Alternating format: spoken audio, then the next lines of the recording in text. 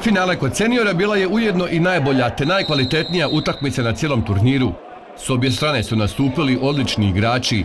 Tako su za Pizza Cut Elektro Brod nastupili članovi reprezentacije Hrvatske, Srbije i Bosne i Hercegovine, dok su za Brod 035 Simplex, koji nastupa u prvoj Hrvatskoj futsal ligi, nastupila i 4 igrača iz Banja Luke, od kojih je Srđan Ivanković opravdao epitet najboljeg igrača malog nogometa u susjednoj BiH. Ključan trenutak dogodio se u 12. minuti kada je najbolji igrač turnira kod seniora Marko Pršić ubacio za Ivana Marića, a ovaj je bio precizan za 1:0, te na kraju taj pogodak Pizza Cut Elektro Brodu donio naslov pobjednika i novčanu nagradu od 20.000 kuna.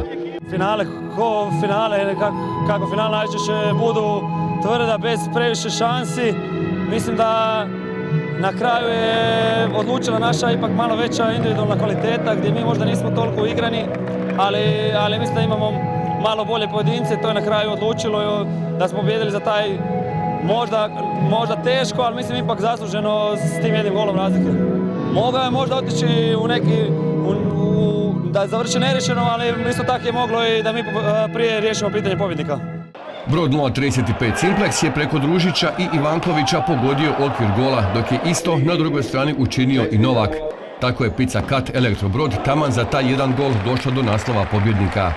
Tu utakmica za pretpostaviti da će biti tvrda, teška, da će greška jedna odlučiti i tako se i desilo. Ja čestitam protivničkoj ekipi na fer i korektnoj igri i tako želio bih pohvaliti ovaj turnir. Prvi put sam ovdje, dolazim iz Bosne i pohvalio bih organizaciju i ovu objektivnu publiku. To je to. Nadam se da će i naredne godine doći ovdje.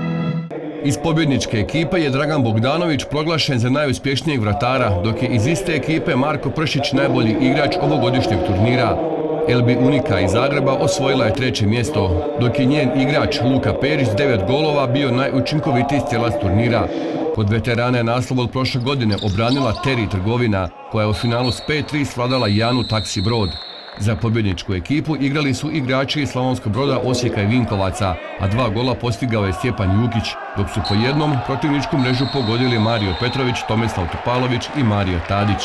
Ove godine smo odigrali pod firom Teri Trgovina, prošle godine smo bili Arena, ali ista ekipa, znači jedan veliki uspjeh po meni, obraniti titulu je najteže, ali mislim da smo cijeli turnir odigrali odlično, da smo zasluženo osvojili.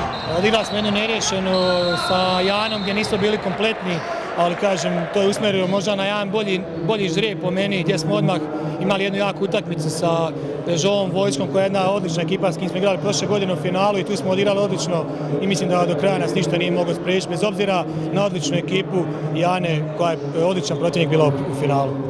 Kod veterana su 3. mjesto osvojile instalacije Ferfolja, dok je pobjednička ekipa imala sva 3 najbolja pojedinca, vratara Domagoja Malovana, igrača Marija Petrovića i strijelca Tomislava Topalovića, koji je ukupno na turniru postigao 9 golova. Kod dječaka je prvo mjesto pripalo Marsi 0:0, koja je u finalu golom Blažića sa 1:0 bila bolja od željezničara. Treća je bila prva ekipa Marsonije, čiji je Ivan Brkić sa 7 golova najučinkovitiji strijelac, dok je iz pobjedničke ekipe Marse 0:0 David Vrlić najuspješniji vratar, a Roko Ivanković najbolji igrač. U konkurenciji Limača najbolja je bila Nogometna akademija općine Bukovlje, koja je imala sva 3 najbolja pojedinca svog turnira, vratara Patrika Đakovića, strijelca 5 golova Marka Drinića i igrača Petra Jozića. Oni su u finalu sa 4:0 nadigrali školu nogometa Budinka Kolonija, dok je treća bila Slobodnica. Ove se godine po prvi puta igrao turnir u Pikadu u 2 kategorije na 501 Master Out. U obje je slavio Igor Pantić pojedinačno i ekipno s Krešimirom Aračićem.